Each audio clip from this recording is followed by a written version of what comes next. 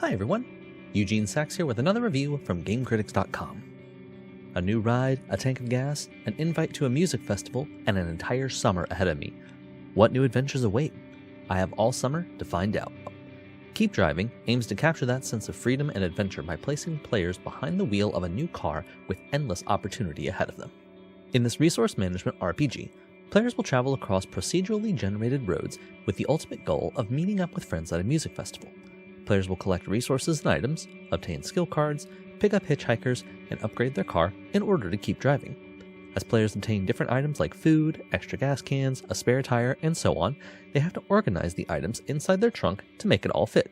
Imagine the inventory system of something like Resident Evil 4, and you're on the right track.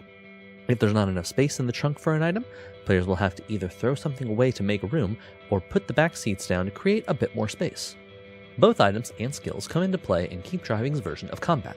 As players drive around the world, there will be random events that players must deal with. Muddy roads, being stuck in a traffic jam, cameras looking for speeding drivers, and more. These events will threaten the player's 4 attributes: gas, car durability, money, and energy, so preparing for the unexpected is a key part of play. If players can't deal with the road events with the items they have on hand, they might incur a more serious situation, like the car running out of gas or breaking down. Things like this will stop the trip and force the player to take more drastic action, like walking to the gas station if they have the money and energy to do so. If all else fails, players can take a chance and call their parents, which may give them resources they need to keep going, or it will end the game if their parents don't pick up. One other resource, and a unique one, are the hitchhikers.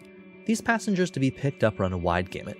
You might find a musician who requires room for his guitar, a convict on the run from the law, a free spirit party girl, and more. If you decide to give one a ride, they come with additional skill cards players can use for road events. However, they can also have some drawbacks as well. For example, the convict makes the player drive faster, which results in fewer road events between destinations and a higher chance to get pulled over by cops. The longer hitchhikers stay in the car with the player, the additional skills will be unlocked for use. The hitchhikers aren't just resources though. I'd say they're the soul of the game. As players drive between destinations, there will occasionally be bits of dialogue that come up between the player and any passengers they've picked up. Bit by bit, they start revealing their past and their stories, fleshing things out in simple but effective ways. They don't become friends for life though. Hitchhikers eventually ask the player to help them accomplish their own goals, and completing them may mean they leave the car, and there were many times where I was sad to see one go. Another aspect that solidifies the experience of Keep Driving is the goal of getting to the music festival. Actually getting there is just one of a handful of final outcomes, but it doesn't matter which one the player ultimately wants to pursue on their playthrough. One time in the middle of a run, I got a letter from my grandmother asking me to come visit her at the hospital. I detoured, and when I got there, she told me there was a plot of land she wanted me to have as inheritance, triggering a new destination to open up on my map.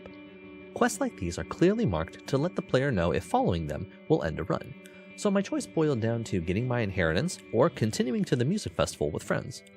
That free-form feeling of choosing your own adventure is really the spirit that Keep Driving is trying to capture, I think. The gripes I have about Keep Driving are minor. There are a few bugs here and there, like one time when I tried to change tires on the car and the spare tire was displayed outside the inventory space. Another glitch was when I got penalties for having hitchhikers, even though they weren't in the car. Otherwise, the randomness can sometimes make a run last much longer than it needs to. At one point, I had to spend nearly an hour driving between 2 cities in an effort to make the game spawn a car upgrade I needed for a specific ending. Minor issues, all, really. Overall, I was hooked by the atmosphere and easy-to-learn management of this summer road trip. In a time where games can be a wonderful escape from current world events, Keep Driving brought me back to a younger time where a car meant freedom and opportunity, and a reminder of those good times were more than welcome. As such, Keep Driving is an easy recommendation for sure. For me, Keep Driving gets 8.5 liters of gas out of 10.